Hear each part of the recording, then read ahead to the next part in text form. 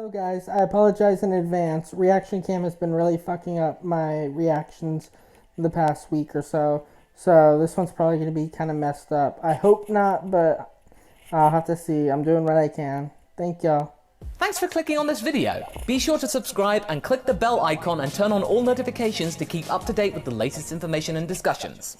Mama just hanged a guy. Hey guys, MasakoX here.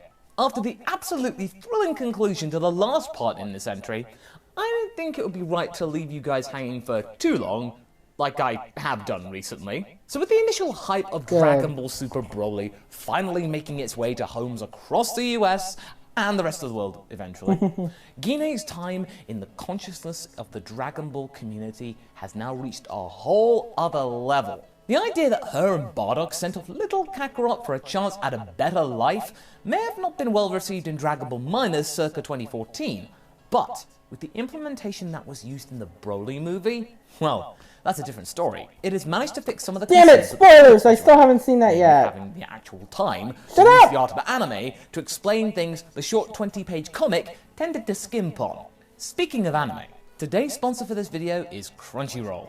With my special link in the description, you can get a free 14-day Crunchyroll premium trial to see whether you like unlimited anime, manga, and drama titles. I have the premium of that, but probably do. I'm sorry, By going I have to it, crunchyroll.com/Masako and signing up, you'll get the latest content from Japan as soon as 1 hour after it's aired in Japan. I love. He probably did that because TFS did the same thing as well. They offered up the free subscription. Casting. That's including the likes of the latest season of One Punch Man, the new Fruits Basket adaptation, and of course, our beloved Dragon Ball Super. All 1080p content and accessible on most modern gaming console streaming platforms such as Roku and Apple TV and Chromecast, using the iOS and Android apps by the way, they're there too. I myself have very much been enjoying the latest series of JoJo's Bizarre Adventure, which is also available on Crunchyroll. Leave a comment down below about which series that you're watching right now. So go to crunchyroll.com/MASAKO or click the link. None at the moment because I'm trying to wait until I get all new electronics in December, so then I can start doing mass reactions to them, hopefully. Mainly on my Patreon, but I'll put shortened versions on YouTube once I can edit all that shit up and have the technology to actually do that shit.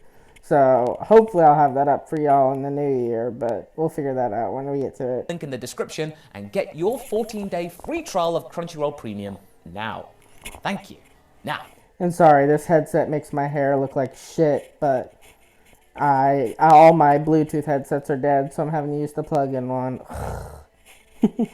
Back to the what if. So long story short, Gine escaped with Kakarot, who had heeded the warnings of Bardock regarding Frieza's impending arrival, if you haven't caught up. She then fled to Earth with her son and managed to have a pretty normal life on Earth throughout the childhood years of her son Kakarot. And by the way, he was never called Goku because there was no need. His name was known as was his Saiyan heritage. However, King Piccolo came by and spoiled that fun, and then revealed to Gine that she was stronger than she first thought. And from there, she and her son led the Z Fighters all the way to the latest part. And regarding that last part, the thought of her son being defeated by Frieza was too much for her to bear, and her maternal instincts burst forth, with her becoming the first Super Saiyan in over 1,000 years. Bardock being the first. It wasn't Kakarot, nor was it Vegeta. It was her. One who was once described as a weakling. A former Saiyan soldier turned cook, she had unlocked the power of Super Saiyan and was giving final form Frieza a run for his money. But alas, it's not going to be as easy as that. She's going to wish that she knew Kaioken. So, Frieza, having been whomped by this monkey girl again, has boosted up to half his full power, which he believes will be enough to stop this annoying pest. And for the first time in this battle, he's actually right. Gine's Super Saiyan power may be pretty impressive at 37.5 million, but the power of Frieza at half his full power is 60 million, remember? It's not double, but Gine's gonna be on the back. Fuck! I don't know literally any of the power levels for any of the abilities. If someone can point me in the right direction, that would be appreciated, please. Thank you. Pretty hard during this part of the tussle. But for most of the fight, Gine in her Super Saiyan guise is uncontrollable and incredibly silent, save for the primal grunt and shout as she unpredictably moves around. And that is exactly what saves her in this initial section of this part of the fight. This wild fighting style catches Frieza off guard, and even at half of his full power, it's not enough to stop him from being pounded on for the first few comings together. So Gine at the moment is pretty lucky. However, he soon gets the handle on Gine and calms down for once. He's sure that he will reign supreme. What's to worry about? The other monkey seemingly can't go Super Saiyan, and if this beast is his mother, then he's going to enjoy asserting his dominance. The tables turn hard, with Gine aiming a direct punch at Frieza's face, but he blocks it with ease, and slowly twists her fist before snapping it around 180 degrees, snapping her wrist, all without breaking eye contact. Gine lets out a scream of abject agony. With barely any pause in proceedings, Frieza just flicks his tail and slaps Gine across the face and into a nearby pile of rubble. And Kakarot, understandably, I think you'd be too, he's horrified at Frieza's callous nature and wants to help. He rushes over to Gine, but is then bashed back by the rampaging Super Saiyan, as if to say that she's not done yet. Kakarot looks to Frieza, who shrugs. I'm not the one telling you to stand aside, monkey. It seems like your mother is not done fighting your battles for you.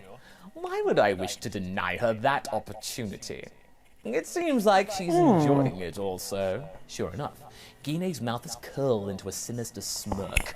Her Saiyan instincts are coursing through her veins, more than ever, supercharged by the power of Super Saiyan. Had her fears all come true finally? Had she truly lost all sense of herself? Not quite. She still cared for Kakarot, and still wished to fight for her son, but not in the way that she would have done normally or naturally. It's totally not like Gine.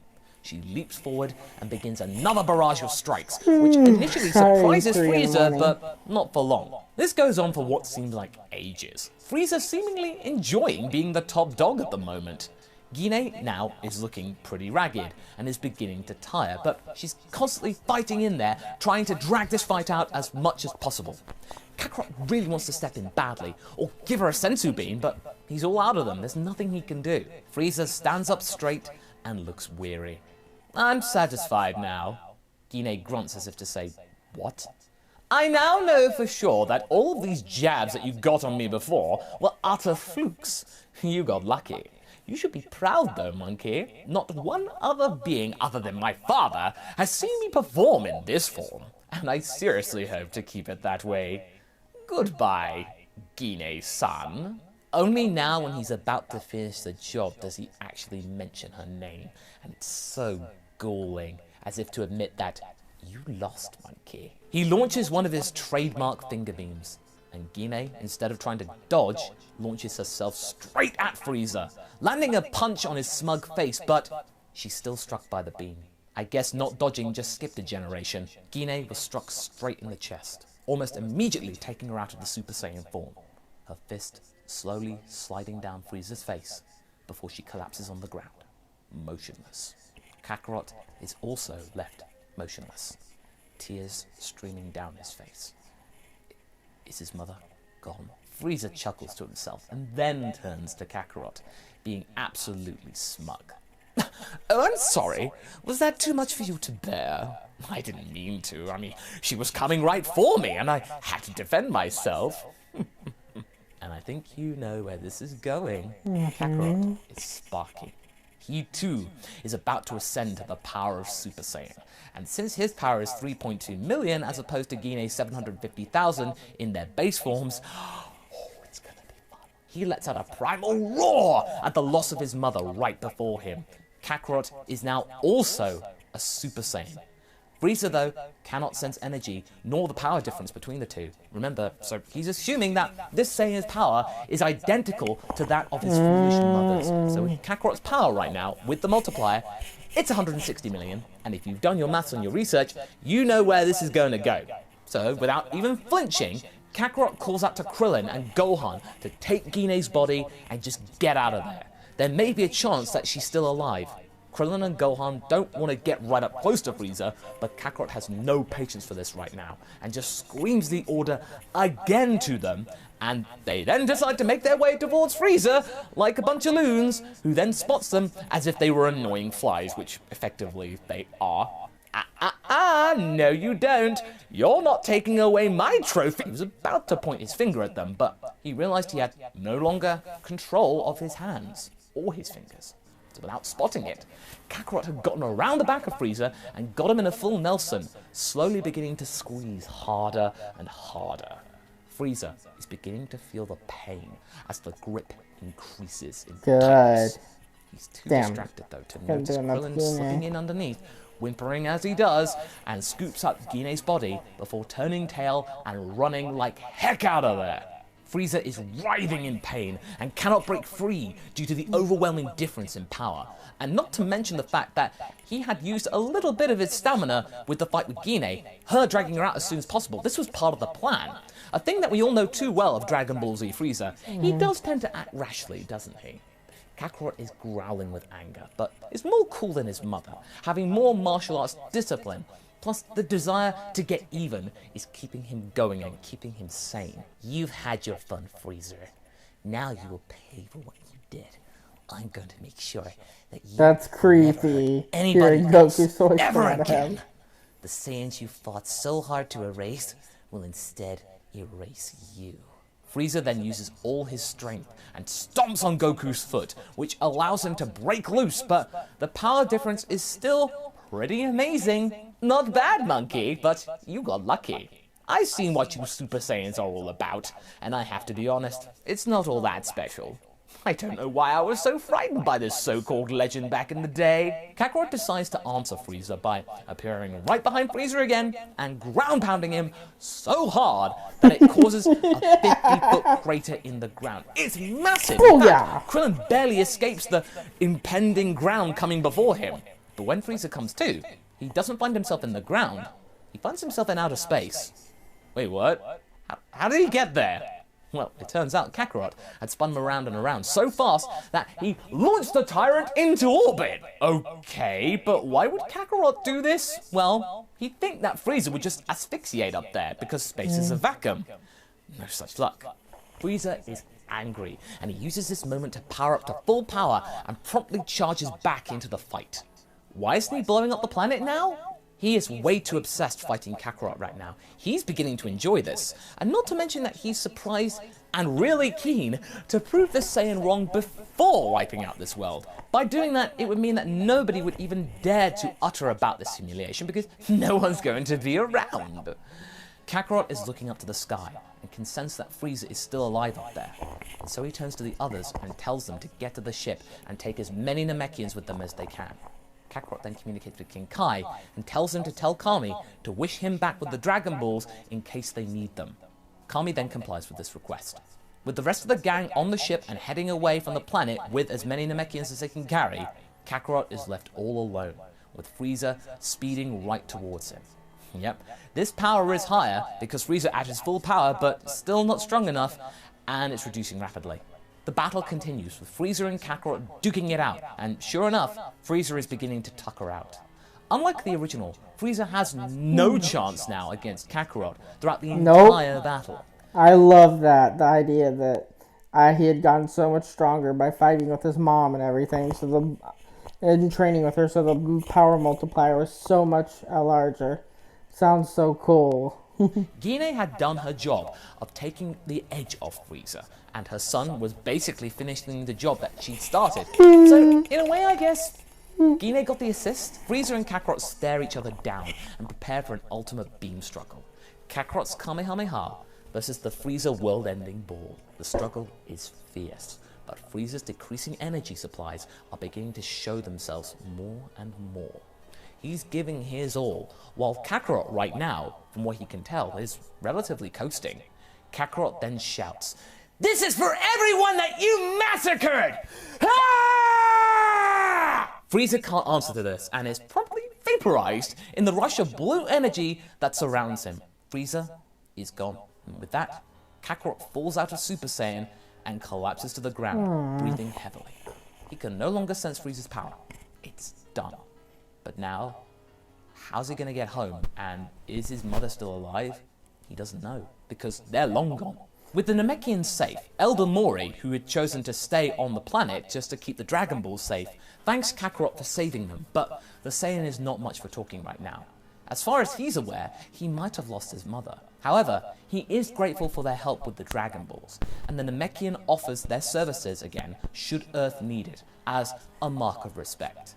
Kakarot then, like in the original, checks to see if there is any kind of transportation, some kind of pod that can take him home. He then stumbles across Frieza's ship and eventually finds the same pod that took him to Yardrat in the original, which also takes him there without him realizing it. He is too tired right now. Oh, okay, I was just about to ask how he was going to be able to get that, his instant transmission, but okay. So he still gets punches in a random code, thinking it'll take him to Earth or something like that, but it's not going to. Now before we end, I'd like to once again thank today's sponsor, Crunchyroll.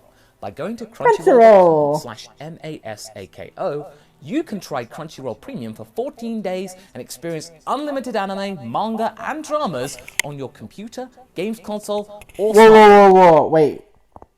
I didn't know Crunchyroll did the manga too. Fuck, I could have been reading all this manga this whole time. Damn it, son of a... Okay. Stupid me. All in HD and fresh from Japan. So, give it a try, because Masako says anime is good for you. So what do you guys think? Did Gine do her best? Will she survive the attack? Leave a comment below. And let's I don't know if she'll survive, but I shall see Dragon Balls you in the next video. Catch you later. Thank y'all. I hope y'all enjoyed my reaction. If you like my content, then like and subscribe, please. And follow me on Twitter for video updates. The link will be in the description below. And as always, stay nuclear.